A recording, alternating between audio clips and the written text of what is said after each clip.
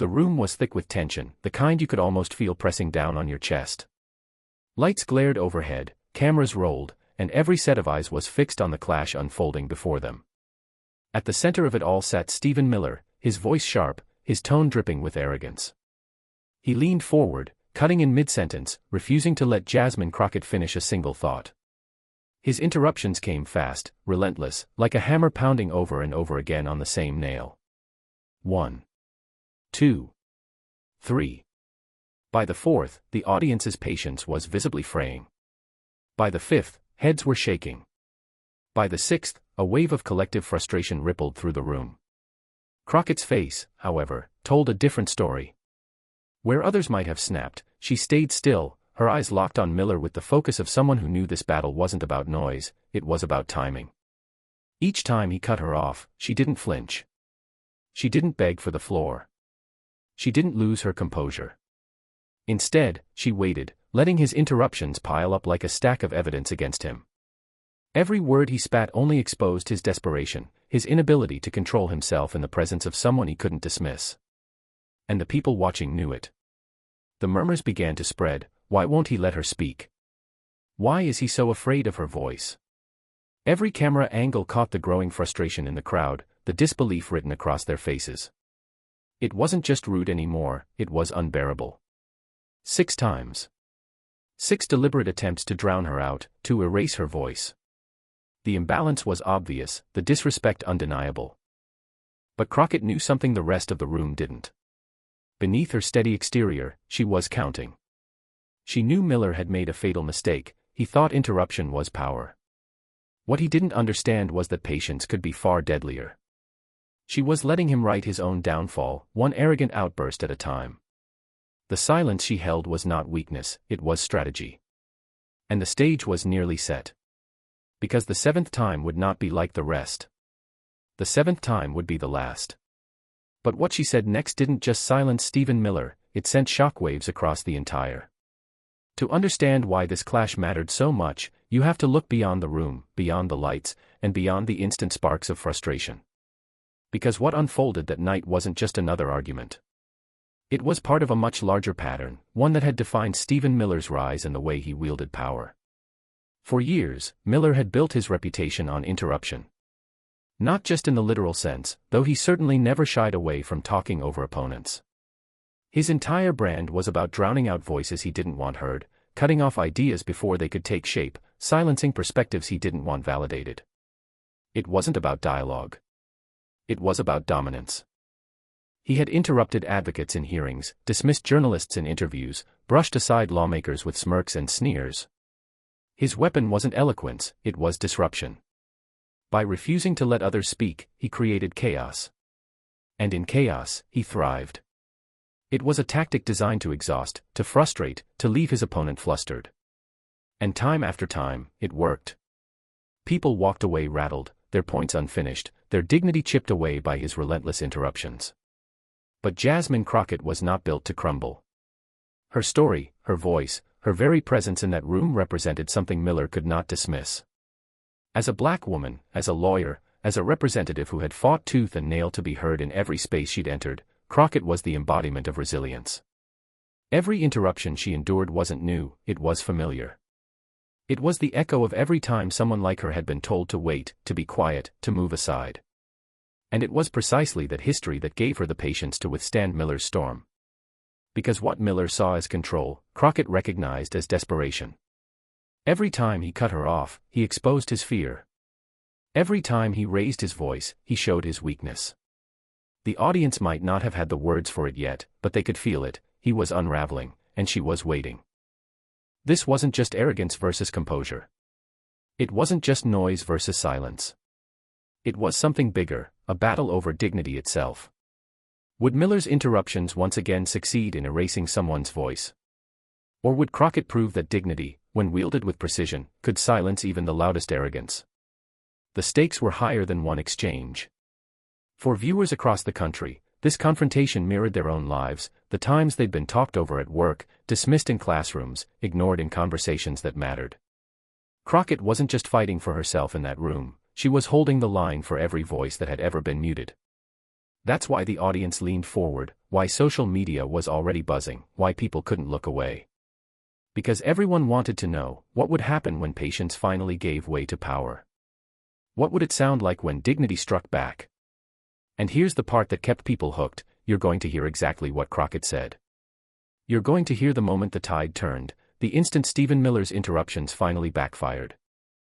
And yet, despite 6 interruptions, Jasmine Crockett remained calm, calculating, waiting for the perfect moment. To understand why Stephen Miller's interruptions carried such venom, you have to look at the man himself, his history, his style, his very way of entering a room. Miller was never the kind of figure who sought respect through reasoned argument. He thrived on disruption, on bulldozing through conversations, on making his presence felt not by the strength of his ideas but by the sheer force of his voice. He wore arrogance like a tailored suit, and for years, he had managed to convince enough people that this, somehow, was strength. From the early days of his career, Miller cultivated an image that made him both feared and despised. He was the strategist who relished provocation, the advisor who leaned into cruelty as if it were policy. When critics accused him of fueling division, he didn't retreat, he doubled down. When accused of silencing voices, he smirked, knowing that was exactly his goal. His talent wasn't persuasion, it was domination. Those who debated him often left exasperated. He had a way of speaking over people, of framing every exchange as if his opponent's voice didn't deserve space. It wasn't accidental, it was calculated. He knew that if he could create enough frustration, enough chaos, he could win by default. People would lose their train of thought, stumble in anger, or simply stop trying to push back. And when they did, Miller would seize on their silence as proof of his superiority. That abrasive style wasn't limited to debate. In public appearances, his smugness was unmistakable. His posture, his sneer, the way he narrowed his eyes at opponents, everything about him screamed dismissal. He projected entitlement, the kind of entitlement that comes from believing you never have to listen, only command. It was this persona that made him infamous, and it was the same persona he carried into his confrontation with Jasmine Crockett. By the time he sat across from her, Miller had years of controversy trailing behind him. His role in shaping harsh immigration policies had cemented his reputation as someone who not only ignored marginalized voices but actively worked against them. To many, he wasn't just another political operative, he was the architect of cruelty, the face of policies that tore families apart and fueled division. He had become a symbol of arrogance wielded as power. And that was precisely why his interruptions felt so loaded. They weren't just personal jabs at Crockett, they were symbolic of a broader pattern, a man who had built a career silencing voices that challenged him, voices that embodied the very diversity he dismissed. Every time he cut her off, it was as if years of disregard, years of contempt, years of systemic arrogance were distilled into one sneering act. The audience watching knew this. They didn't just see a man rudely interrupting a congresswoman, they saw the villain they had come to recognize in headline after headline. And Miller played the part perfectly. His smug grin, his cutting tone, his absolute refusal to let her finish, it was a performance he had perfected. He thought it made him look in control. But to those watching, it only made him look desperate. Because beneath that veneer of confidence, there was something else, a man who had to talk over others because he couldn't win any other way. His ideas weren't strong enough to stand on their own. His arguments weren't compelling enough to persuade. And so he interrupted, because interruption was the only weapon he truly had. The irony was almost poetic. For years, Miller had silenced opponents by overwhelming them, by drowning them in noise. But in this clash with Crockett, the very tactic he relied on was digging his own grave. With each interruption, he wasn't breaking her down, he was building her case. With every smug dismissal, he wasn't silencing her, he was amplifying her composure. And that's what made this moment so different from the countless others in Miller's past. This wasn't just another adversary, another victim of his abrasive style. This was Jasmine Crockett, and she wasn't playing by his rules. But as Miller doubled down, he had no idea he was walking straight into Crockett's trap. To truly understand why Jasmine Crockett could sit through 6 relentless interruptions without breaking her composure, you have to trace the road that brought her here. It is not the path of someone handed power or privilege. It is the path of someone who had to fight for every inch, someone who learned early that dignity could be sharper than any insult, and that patience, wielded properly, was a weapon all its own. Long before she ever sat in a chamber facing Stephen Miller, Crockett was a fighter for people whose voices were ignored. As a lawyer, she made her career not by chasing prestige, but by standing up for those who couldn't afford to be heard. She walked into courtrooms where the deck was stacked, where the odds tilted toward wealth and influence, and she carved out victories not by shouting louder than anyone else but by mastering the art of presence. She listened, she strategized, she absorbed pressure. She won because she didn't break. Those years forged her like steel in fire. She saw how power tried to silence the marginalized, the poor, the working class, the immigrants, the people told in subtle and not so subtle ways that their place was at the margins. She saw the arrogance of those who thought their titles made them untouchable. And she learned that the greatest rebuttal wasn't rage, it was resilience. That resilience became her signature. In every courtroom, in every hearing, Crockett carried herself with a calm that disarmed opponents. They wanted her flustered, reactive, off balance. Instead, she stood unshaken, her voice steady, her words sharp but measured. She understood something essential: arrogance expects chaos. When you refuse to give it, arrogance collapses under its own weight. It was that very quality that propelled her into public life. As a representative, Crockett didn't arrive to play politics as usual.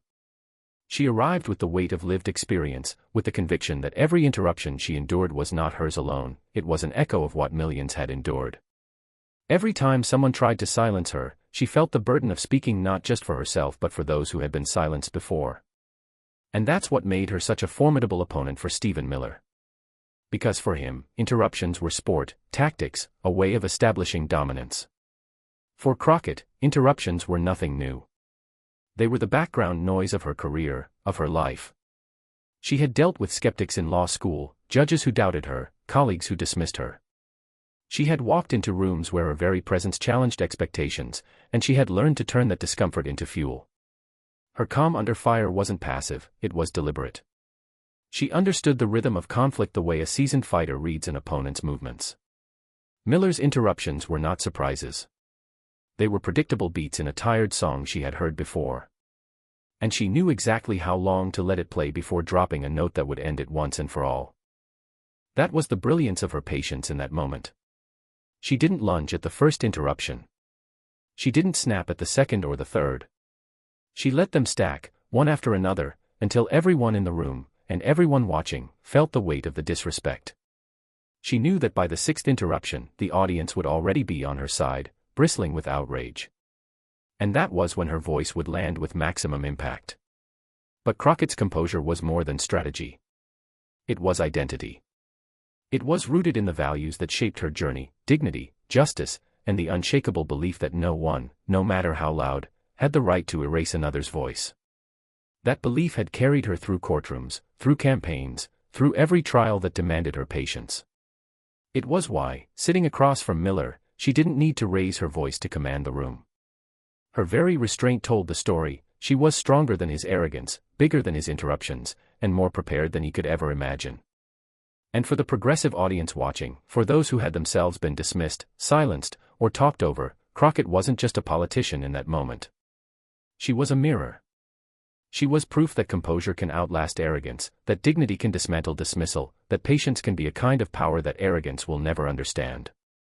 That's why the anticipation swelled with every interruption. That's why the cameras stayed locked on her expression, waiting to see when, and how, she would finally break her silence. Viewers weren't just watching a debate. They were watching a story they knew in their bones, the story of someone underestimated, someone dismissed, someone interrupted, and someone who refused to stay quiet. Because for Crockett, this was never just about winning an argument, it was about something far bigger. The first interruption came fast. Crockett opened her mouth, steady and deliberate, but before her thought could even form, Miller lunged in. His voice cut across hers, sharp and dismissive, as if her words weren't even worth hearing. She paused, eyes fixed on him, unflinching. He smirked, thinking he had set the tone. The second interruption was louder. She had barely begun again when Miller leaned forward, wagging a finger, slicing her words in half. His tone was dripping with the same arrogance he'd worn like a badge his whole career. The audience shifted uncomfortably. A few murmurs rippled through the room. By the third interruption, the murmurs were no longer whispers. "Let her finish," someone hissed under their breath. The cameras caught faces in the crowd, brows furrowed, lips pursed, frustration mounting. Crockett's expression didn't change. Calm. Steady. She wasn't rattled. She was counting. The fourth interruption felt almost theatrical. Miller leaned back in his chair, cut her off again, this time with a laugh. A laugh. As if her attempt to speak was entertainment, as if her voice didn't carry the weight of lived experience, of constituents, of truth. On social media, clips began surfacing within minutes. 4 times already, one post read, the caption followed by a string of exasperated emojis. "This is embarrassing." Retweets piled up. Hashtags started bubbling, #LethiaSpeak. Still, Crockett didn't bite. She adjusted her papers, took a breath, and let him expose himself again. The fifth interruption hit like a wave breaking over rocks. He cut her off mid-sentence, again, his volume rising, his tone sharper. But this time, the crowd groaned audibly. The frustration had spilled past whispers. The tension was palpable, electric. A journalist's tweet hit the timeline, "Miller just interrupted Representative Crockett 5 times in under 10 minutes. This isn't debate, this is bullying." Thousands of likes in seconds. Crockett sat there, spine straight, gaze unwavering. She hadn't raised her voice once. She hadn't matched his aggression. She didn't need to. Every time Miller interrupted, he wasn't proving her wrong, he was proving her right. His arrogance was writing its own obituary. And then came the sixth interruption. The one that broke through the noise. Crockett began again, her tone precise, each word clipped with purpose. Miller didn't wait 3 seconds before slamming into her words, cutting across her point as if her sentence was nothing more than a speed bump. His voice thundered, almost desperate now. The room reacted instantly. Gasps. Shakes of the head. Some outright mutters of disgust. Online, the fury ignited, 6 interruptions. This is unwatchable. Why is he so scared of her voice? Clips circulated faster, hashtags turned into trending topics. #Crockett vs. Miller. #6 times. But in the middle of that chaos, Crockett stayed still. No sigh, no roll of the eyes, no raised tone. Just composure. Just patience. Because she knew, and those watching began to sense it, that something was coming. Something bigger than an interruption, bigger than Miller's arrogance. And then, came interruption number 6. The breaking point. The sixth interruption hung in the air like smoke after a gunshot. The audience was restless, their patience shredded. Miller leaned back in his chair, smugness curling his lips. He thought he'd won. He thought his relentless barrage had broken her rhythm, shattered her composure. To him, this was victory, not in truth, not in ideas, but in silencing. But Jasmine Crockett had been waiting. She straightened her papers. She let the silence stretch, not filling it with defensiveness, not rushing to speak. The pause itself was power. Every eye turned toward her, every camera lens tightening in anticipation. Miller smirked, mistaking her patience for surrender. He leaned forward again, ready to pounce if she dared to begin. And then, with a voice calm enough to cut through steel, she spoke. "Are you done?" The words were soft, but the impact was seismic. The room froze. Miller blinked, his confidence cracking for the first time. A ripple of laughter bubbled from the back of the room, quickly silenced by the gravity of the moment. Crockett didn't let the silence go to waste. She leaned in slightly, her gaze unshakable, her tone precise.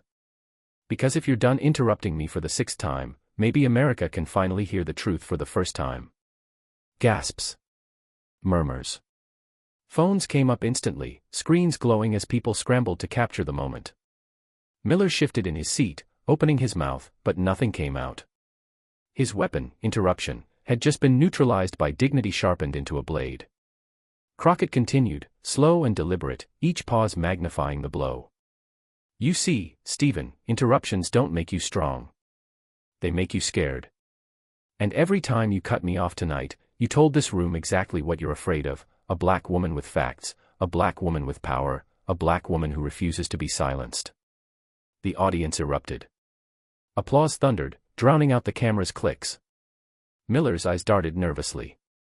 He had been prepared for a shouting match, for anger he could dismiss, for chaos he could control. What he hadn't prepared for was composure that turned his arrogance into a spectacle. Crockett's seventh line had landed, and it wasn't just a clapback. It was a takedown. She let the cheers swell, then raised her hand gently, and the room fell into hush again. Her voice cut through the air like a spotlight in darkness. So here's what's going to happen. You'll keep interrupting, because that's all you know. And I'll keep speaking, because that's what leaders do. And the difference between us, Stephen, is that history doesn't remember the interrupters. It remembers the voices that refuse to be silenced. The crowd gasped again, some even standing. Online, the clip hit feeds before she had finished her sentence. #7th line began trending. Comment sections exploded. This is how you deal with Stephen Miller. Jasmine Crockett just changed the game. Miller's face told the story. His smirk had collapsed into tight-lipped irritation. His eyes darted as if searching for footing, but there was none left. He tried to cut in again, but the energy in the room had shifted. Each attempted word was drowned out by the sheer weight of Crockett's composure. He wasn't in control anymore. She was. And in that moment, everyone knew it. It wasn't just the words. It was the delivery, the calm, the timing, the patience that had let Miller hang himself with his own interruptions. Crockett hadn't just silenced him, she had redefined the entire exchange.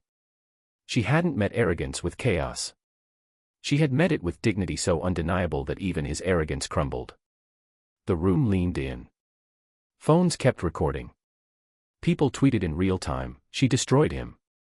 The seventh line. Iconic. And Crockett, steady as ever, allowed herself the smallest of smiles. Because this wasn't about her alone. It was about everyone who had ever been interrupted, dismissed, silenced. Her voice had carried their frustration, and her dignity had delivered their vindication. Miller had spent years interrupting others into silence. But in this moment, with one perfectly measured line, Jasmine Crockett had interrupted him into irrelevance. The clash was over. The victor was clear. But the real story wasn't just what happened in that room, it was what happened afterward.